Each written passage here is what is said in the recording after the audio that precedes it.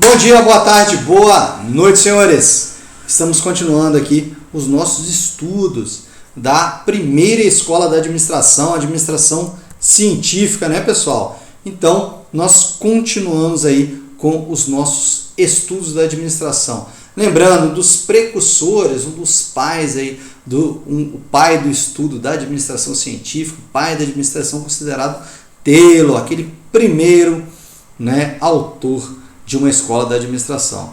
Então, sempre a dica para vocês aí, né, dos estudos online, com a importância de um estudo online aí, de você se concentrar e se organizar no seu ambiente de estudo, beleza? Então vamos continuar aí os princípios da administração. Professor, lá atrás o senhor falou para a gente que os princípios aí da administração seriam, pode ser, talvez, né, as funções do administrador: planejar, organizar, dirigir e controlar.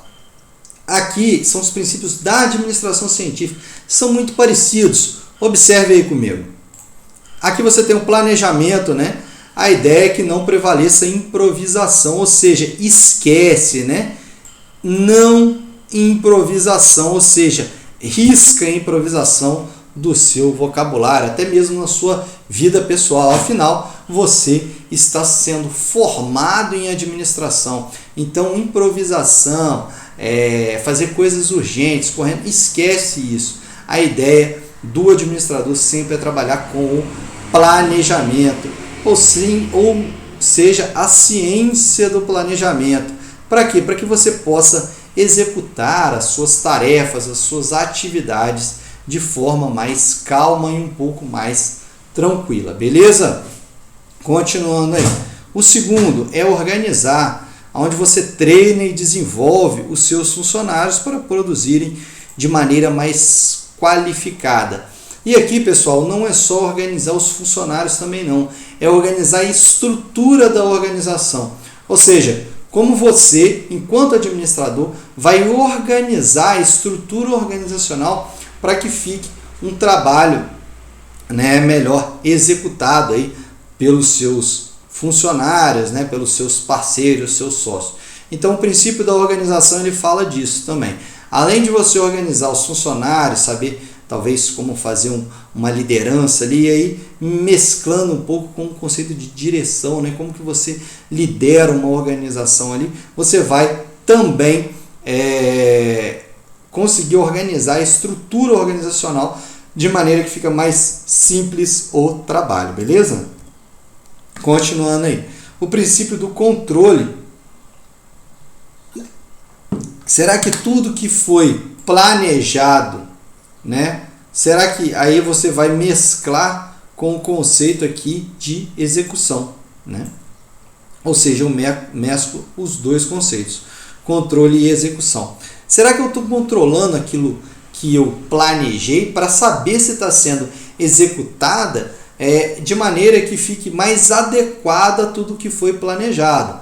Ou seja, pessoal, eu preciso de saber como está a minha organização.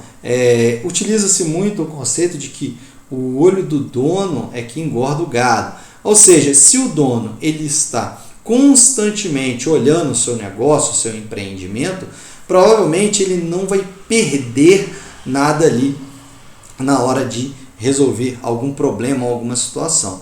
E na hora de executar também, né, você tem ali as atribuições e responsabilidades que você pode delegar para que seja executada. A gente vai falar um pouco de delegação um pouco mais para frente, né? Você delegar funções às pessoas. Continuando aí, a gente tem um dos grandes nomes aí ainda na administração científica, que é Henry Ford. Professor, eu já ouvi falar de Ford, mas daquele carro, né? Exatamente, está aqui o principal construtor desse carro aí, dessa marca aí que você conhece. Henry Ford foi um dos precursores também da administração científica, porque ele fundou a empresa aí, ó. Ele fundou a empresa Ford, só isso, né, pessoal? Ou seja, com o objetivo, qual que era a ideia de Ford? Até antigamente, pessoal, quem tinha carro eram só pessoas extremamente ricas, né? pessoas de um alto poder aquisitivo e muito abastadas. A ideia de Ford era fazer o seguinte: não, eu quero fazer carro de luxo também, né? Porque carro era sinônimo de luxo antigamente. Eu quero fazer carro de luxo, mas eu quero tentar vender para classes mais baixas, né? Classes médias, talvez, né? Para pessoas que têm um poder aquisitivo um pouco inferior também ter a oportunidade de comprar um carro. E aí, o que Ford fez aqui, né? O que ele fez? Ele começou a querer, né, com a ideia de vender carros de luxo a preços populares, né? Ele, logicamente, também assistência técnica, ele revolucionou como estratégia comercial da época. Professor, como assim? Poucas pessoas poderiam ter carro. Então a ideia de Ford era: eu vou abaixar o preço de um carro para pessoas com poder aquisitivo menor ter um carro, e um carro luxuoso. E ele promoveu a grande inovação do século XX aí, que foi a produção em massa. Mas como assim, professor? Isso mesmo, a produção em massa de carros de luxo ainda no século XX. Professor, explica um pouco melhor. Vou explicar aqui dando mais algumas ideias do conceito do Fordismo. Então ele tinha uma produção em série, isso daqui são nomes muito bons para você gravar. Produção em série, ou seja, produção seriada, muita produção, né, de um determinado produto, no caso, os carros de luxo, sob uma linha de montagem. Professor, o senhor poderia explicar a linha de montagem? Poderia. Dá uma olhada na sua figura aí. O que é a linha de montagem? A linha de montagem, ela é o produto passando numa esteira, né? E somente quem movimenta é o produto. Os funcionários ficam parados, porque cada um está em seu setor estático produzindo. Explicando mais uma vez, pessoal, na linha de montagem quem movimenta é o produto. As pessoas ficam paradas, estáticas no seu setor, na sua cela de produção.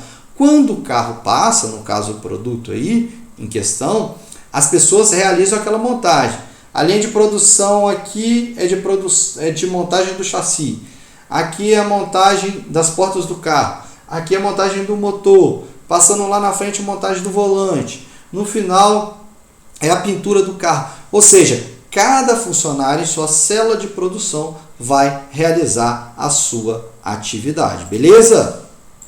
Continuando aí então. Então no Fordismo é isso, né? Linha de montagem e produção em série, com maior número de produtos acabados, ou seja, carros prontos, e maior garantia de qualidade, tudo ao menor custo possível. A grande sacada de Ford aqui foi fazer isso tudo, mas com o menor custo possível ao funcionário. Além disso, por que ele inovou tanto? Olha o tanto que eu estou marcando para vocês aqui. Ele aumentou o salário mínimo para $5 por dia. Professor, mas é muito pouco, mas para a época era muito, tá? $5 por dia. E reduziu a jornada de trabalho para 8 horas diárias. Professor, mas 8 horas diárias já não é o que se tem hoje, é o que se tem hoje. Mas na época era o quê? 12 a 10 horas de trabalho. Então, ou seja, eu vou aumentar o salário do funcionário, vou reduzir o tanto que ele trabalha. Lógico, para o funcionário isso é uma maravilha, né, pessoal? E com a ideia de produção em série e de linha de montagem. Beleza? Então, algumas características do Fordismo. Professor, o que é o Fordismo? O Fordismo é um movimento iniciado por Henry Ford, que nós já falamos aqui, né? O dono das indústrias, da fábrica Ford aí. Produção em massa, ou seja, produção não diria em excesso, mas em massa mesmo, produzindo o maior número de carros possível. Produtos uniformes, ou seja, tem pouca variabilidade. Pessoal, quando eu tenho pouca variabilidade, presta atenção nessa ideia aqui, nesse conceito.